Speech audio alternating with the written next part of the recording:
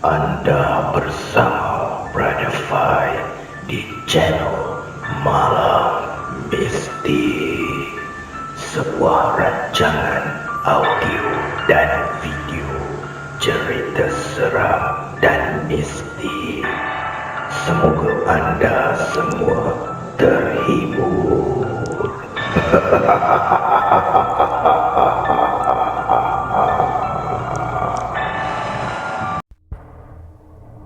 Apa kabar para pendengar Malam Mistik?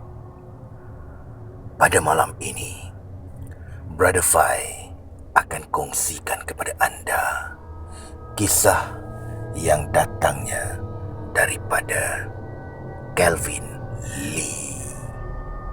Kisah yang bertajuk Pi Po Gong. Apakah itu Pi Po Gong? Mari kita sama-sama mendengar kisah daripada Calvin Lee.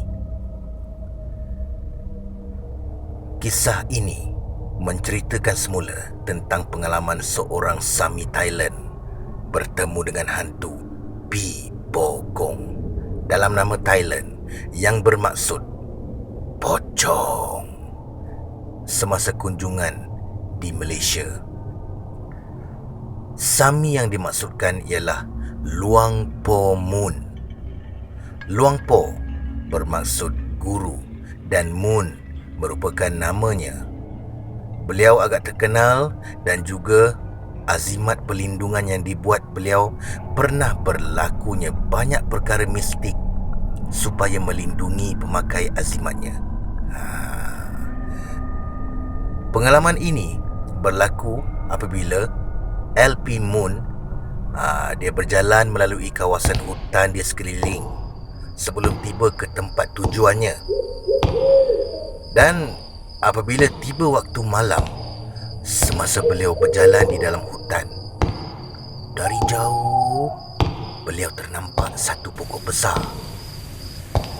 Dan di bawah pokok besar tu kelihatan satu benda putih serupa bantal putih. Apabila beliau berjalan semakin dekat menghampiri pokok besar tu, beliau terperanjat kerana benda putih itu adalah mayat yang dibaluti dengan kain putih dan bahagian kepalanya diikat dengan tali. Beliau hanya rasa pelik, kenapa ada mayat diletakkan di tepi pokok besar. Beliau tidak boleh buat apa-apalah pada masa tu, kerana beliau beranggapan mungkin budaya di negara lain berbeza. Jadi beliau teruskan berjalan menghala ke depan tanpa mempedulikannya. Dan semakin beliau berjalan, beliau dapat merasakan seolah-olah seseorang mengikutinya dari belakang. Dan apabila beliau menoleh ke belakang, tiada kelihatan sesiapa pun. Kemudian beliau cuba melambatkan langkah kakinya dan beliau dapat pastikan memang ada bunyi seseorang mengikutinya dari belakang. Dan kadangkala mempercepatkan langkah, dan sama juga bunyi itu mengikutinya dengan pantas. Syuk, syuk, syuk, syuk, syuk, syuk. Agaknya bunyinya macam itulah. Apabila berjalan sehingga hampir waktu subuh, bunyi tersebut hilang. Dan apabila masuk waktu malam, bunyi itu kembali. Dan kejadian itu berlanjutan selama 2 hari berturut-turut. Setiap kali beliau menoleh ke belakang, tidak kelihatan, dan beliau rasa benda tu seolah-olah tidak berani menghadapnya. Dan juga beliau mula berasa sikit terganggu sebab kerap mendengar bunyi yang mengekorinya. Tibanya waktu senja sebelum hari gelap. Beliau rasa letih dan beliau bertapa di bawah sepohon pokok.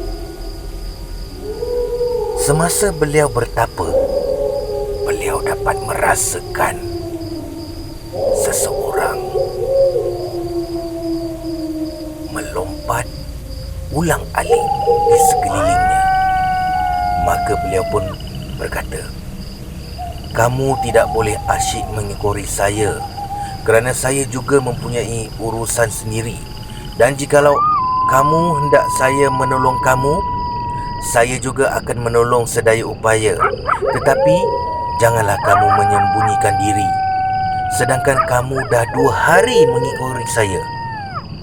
Jangan sembunyi lagi." Selepas bercakap dengannya, beliau pun membuka mata dan kelihatan jelas satu mayat dengan bahagian kepalanya diikat tali.